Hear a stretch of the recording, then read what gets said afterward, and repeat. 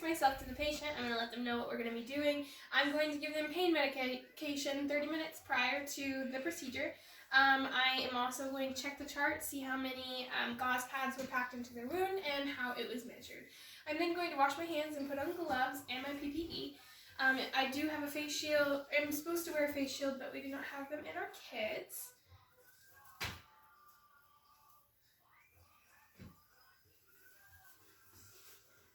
Okay. I would discard of this because there is a hole in it, but this is the only one I have, so yeah.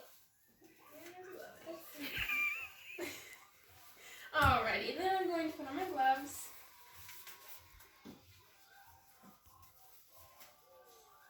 And I'm going to remove the dressing, so I'm going to use this as an example. If this were already on here, I could use saline if needed. I would take corner to corner and then corner to corner and remove the dressing. I would hold the skin taut just to be sure that it's not hurting the patient.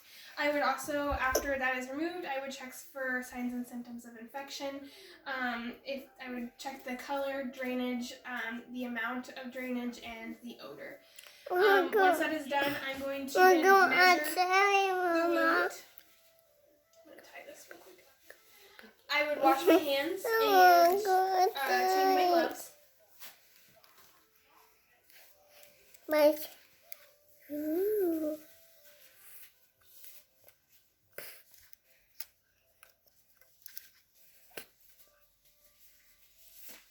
Okay, then I am going to take this. I'm going to make sure that I'm measuring in centimeters. I'm going to make sure that I am measuring from hip to hip for width and from head to toe for length. When I do so, I'm going to hold above the wound and make sure that I'm not touching the wound all the way. If there is tunneling, I would use a Q-tip to measure that. I would go in to chart this. I would measure 12 o'clock, 6 o'clock, depending on where the tunneling was located.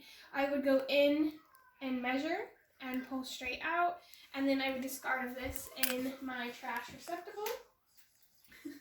And then I would wash my hand, or change my gloves and wash my hands. Now I am going to irrigate the wound. I have my 60 milliliter Toomey syringe, and I have my normal saline. I'm going to hold the label in our palm. I'm going to pour it, and then I'm going to put on new gloves.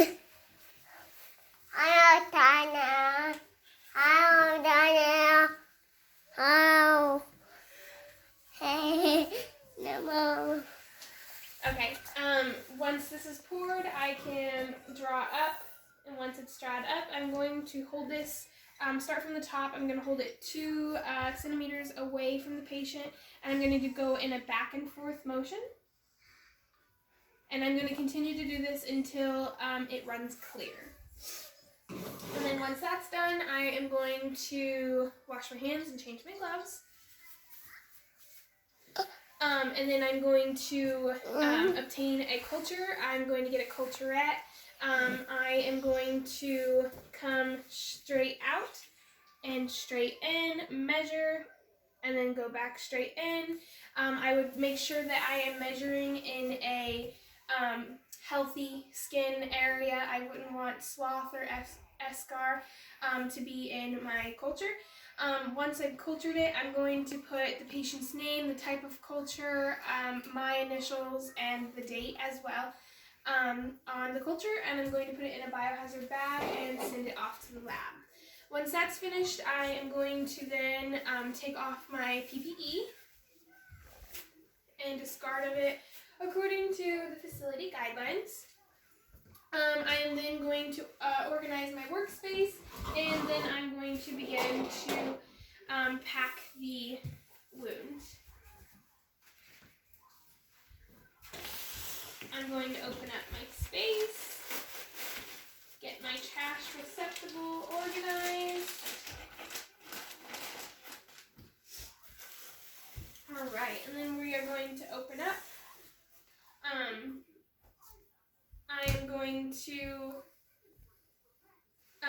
pull up my sleeves. I would not be wearing a jacket, but I have tattoos showing. I don't want to break sterile field, but I also want to be professional. So I'm going to go away,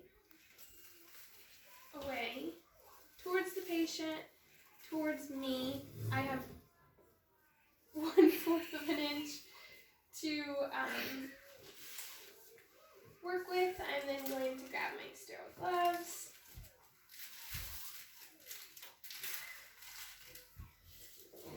Okay. I'm going to put on my dominant hand first. I would have broken sterile field, so I would have started over.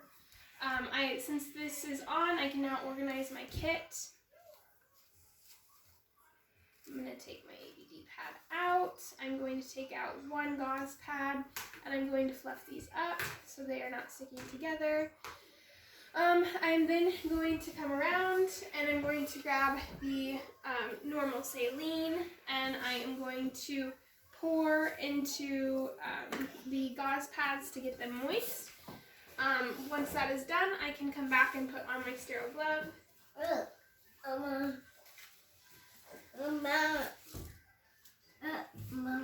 I would have broken sterile field again. I would have went up with my gloves. Now, since I am sterile, I'm going to begin to start packing. I am going to hold the Q-tip in my dominant hand. And then I can move this around, so I'm going to move my kit so I can grab my forceps. I'm then going to grab one gauze pad, kind of keep it bunched together. Then I'm going to come over to the patient. I now cannot turn my back towards the patient. I'm going to start at the top, and I'm going to start packing. I continue doing this until it is full, and then once that is done, I can discard of this, and then I'm going to grab my dry one. I'm going to place it on top.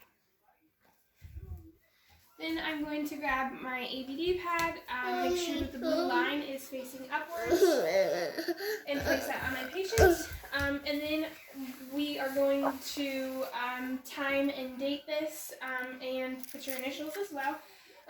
And then I'm going to wash my hands and change my gloves, and we are going to begin taping. You want to determine your type of tape, determined on where the wound is. So if it were on the knee, you would tape it horizontally rather than up and down, because you want it to go with the joint. But for this, I'm going to show you how I do Montgomery straps. So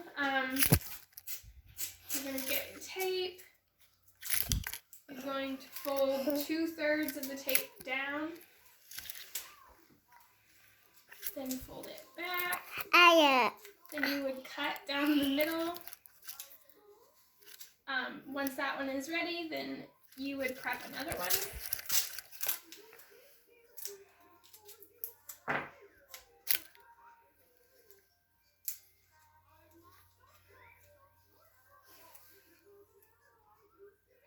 Pull that one down. That is good to go.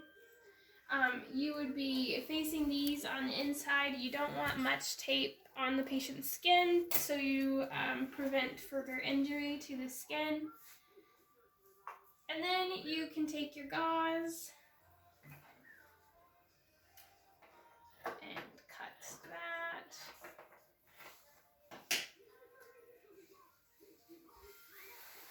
You can cut smaller strips, or you can roll it.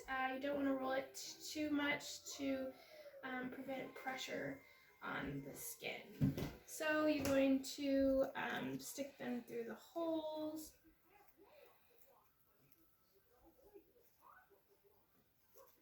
Maybe.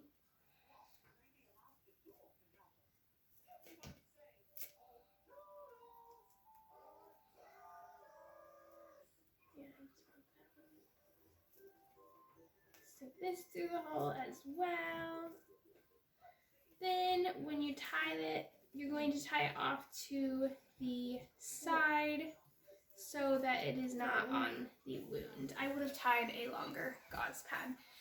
But yeah, that is Montgomery straps, and that is Wet to Damp wound dressing.